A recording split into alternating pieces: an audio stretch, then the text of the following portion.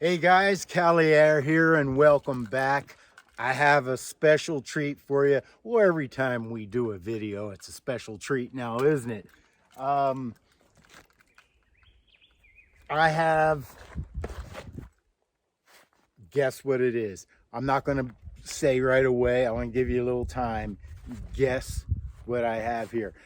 I don't think I've done a review on this, although I don't really do reviews. I'm just show and tell. Let's call it show and tell. I don't think I've done one on this, although I might have. And if I did, it wasn't very thorough. Today, I want to take a look at this with you guys. I'm not going to go super deep. There are other sources for that. But, of course, it's a pistol or a very little rifle. How about I take it out and then give you a little bit more of a clue. I'm going to put my hand over the name. Oh, here we go. On this side. Now, some of you may have guessed what this is, but it's not quite as easy as you think, because this could be a P-17, right? Which they're made out in Singapore.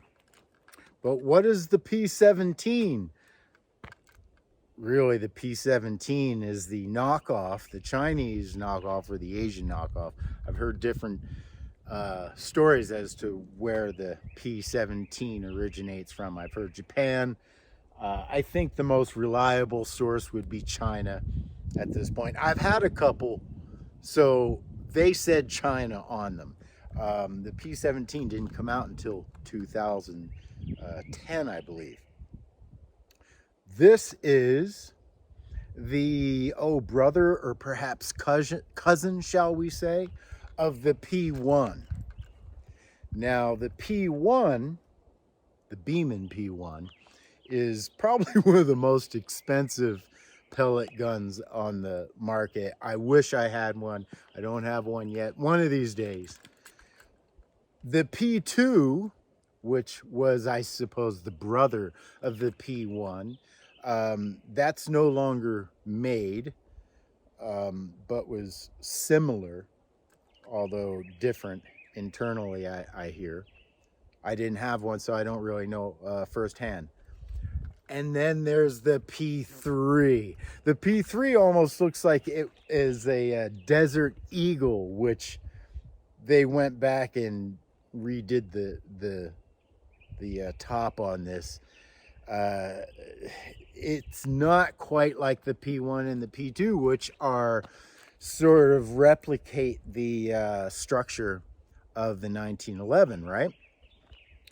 So this is sort of more like the Walther, geez, I forget the model of the Walther, but by no coincidence, Beeman, which is the American arm of the Weihrauch, I'm probably saying this wrong, I apologize, company out in Germany. And boy, what a history. Now, this gun came out, the P3, the Beeman P3, came out about 1999. However, the company that makes this, this is made in Germany.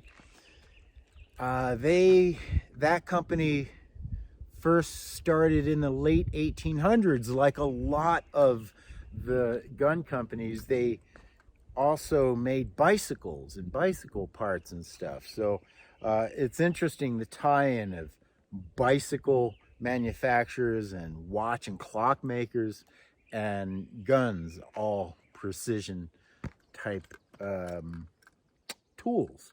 So one of the interesting things about the company is the Weihrauch. Boy, you guys are going to kill me for not saying this. I hope I'm saying this somewhat properly. That company, after 1945, I believe 1948, they sort of focused more on the bicycle parts, but they did make air guns and whatnot. They also made firearms previously, but they focused on the air guns. They were being occupied by the Allies. And so they weren't even allowed to have rifled barrels until about the 1950s. Very interesting. So this Beeman P3, which was produced in 1999 or introduced in 1999, has a rifled barrel. Now, the difference between the P3 and the P17 externally don't seem all that much. This might be a little bit heavier. I had two P17s, but they broke on me. I loved them. They were amazingly accurate guns, and they introduced me and sort of seduced me into eventually forking out the money for the P3, which is about $250. But they just shoot so well. And there is a difference. The P3, from what I hear, I haven't taken this apart, and I've taken the P17 apart and have tried to repair the P17, and boy, what a pain that is. So I hope I never have to take this apart, but from what I'm told, the internals are firearm grade internals, so I expect that this will last a lifetime. So why this is, if you haven't shot the P17, which is only somewhere between 30 and $50 as compared to about 200 to $250, right? They both shoot really well. I mean, if you had them side by side, it would be really hard to compare the differences between the two. The trigger might be a little different, but accuracy on both are amazing. It really is just the dependability of the internals that you're buying. I had somebody on the comment section. By the way, thank you guys for all the wonderful comments. I've had just, I think, one or two comments referring to the distance that I shoot. Now, I'm not trying to show off my shooting abilities. I don't really think they're all that much above average. However, there were some skeptics as to how far away I was from the target. So typically, I just guesstimate by using my steps, how many steps I take to and from the target. So, and you can watch that. So that'll give you an idea of how far away. I'm approximately 10 yards away from today's target, and we'll be using this wonderful little plinking, I'll call it a plinking device. It's a target.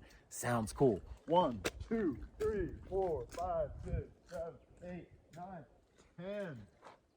Again, right? 1, 2, 3, 4, 5, 6, 7, 8, 9, 10. That's for you naysayers out there. I know. I mean, it's true. You know, if I don't do that every time, I could be like just 10 feet away or whatever. I get it. All right.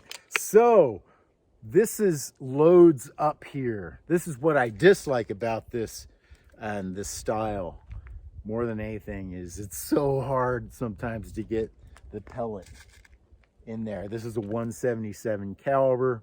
Supposedly shoots over 400 feet per second. It might be less than that. This is really a target. This is not for shooting game or anything like that, or even pests.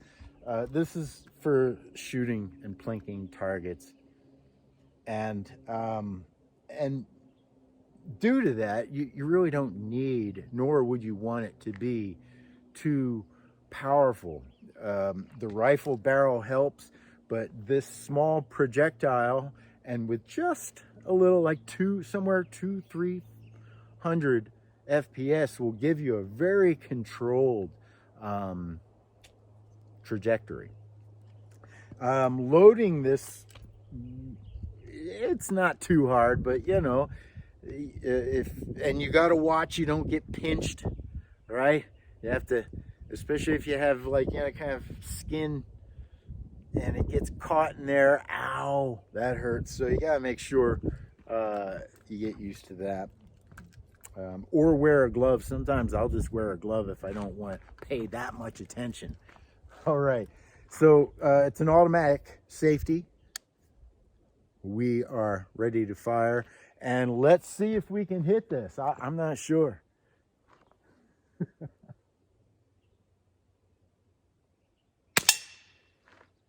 right. Let's try that again. Yes, it says right in here, made in Germany. 177 caliber or 4.5 millimeter. I guess it also shows a little sort of symbol of rather a pointed pellet or a flat pellet. Today we're using the flathead. Oh, I almost put that in there backwards. All right. I'm not having too hard of a time now. Again, you got to keep your fingers really and your hand away from that edge so you don't pinch yourself. It's very painful. I've done it one too many times. Specifically today we're shooting the good old Premiers, right? 7.9 grain match grade, and apparently they're working very well today with this Beeman P3. Now, is it worth getting the P3 over the P17 when the P17 you get as cheap as $30? Well, that's up to you. I bought two of them, so that was getting pretty expensive. Luckily, I got them from Pyramid Air, so you know, they're very good with their return policies. I have since been using this and have not had any issues whatsoever, and it has been shooting solid and accurate out of the box from the day I got it, which is, oh geez, around 2016 or so. Oh, I was too busy talking. See, there's no showing off when you're just 10 yards away from the target. But we're just enjoying ourselves with a little plinking. There is no other pistol that I have that's as fun and accurate as the P3. This thing certainly shoots better than I do. And I've hit the proverbial, no, not the proverbial, the literal shovel head out at 50 yards with this, no problem. Of course, that's, I think, where you guys want your proof, right? Well, next time we shoot at shovel heads, we'll verify the distance. Now, to answer some of your questions while I shoot, on the Hatsan 30 caliber rifle, yes, I will be doing a chapter 2 on that. So that may be the next video we do. The automatic safety on this gets me often, you know, and then you get to see your anticipation. Whoa, that's another thing you got to watch out for. You can't be asleep when you're loading this thing, right? It can snap back like that, and again, it could catch this hand if you're not careful. So once it's extended all the way, it's not an issue. But I would just keep my fingers away from that nonetheless. All right, this might be the last one. Oh,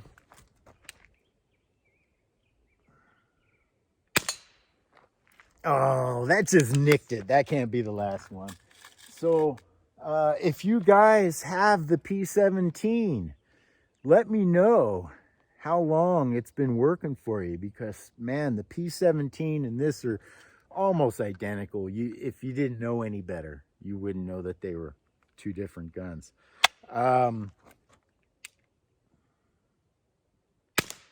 Oh, another excuse to shoot again. That was a clear miss. I think it's really interesting, and I'm pretty sure I read this right, that originally this sort of had a big bulky top and looked more like the Desert Eagle. And I thought it was kind of funny that they remodeled it so it would look less like the Desert Eagle and more like the 1911. But this still looks more like sort of a Desert Eagle than it does the 1911. I'm not familiar with the Walther that this sort of looks like, that I've heard reference to. All right, here we go, guys. This is for all you guys. Oh, nice, solid hit. All right. The Beeman P3, certainly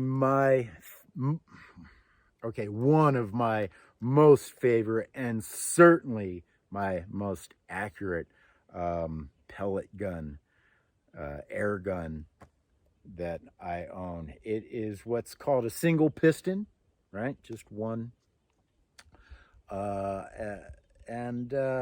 Geez, yeah, if you want to know more about this, go ahead and do what I like to do, which is do a search for the Beeman P3. And there's a fascinating history behind the Beeman company. And all right, I hope you like this.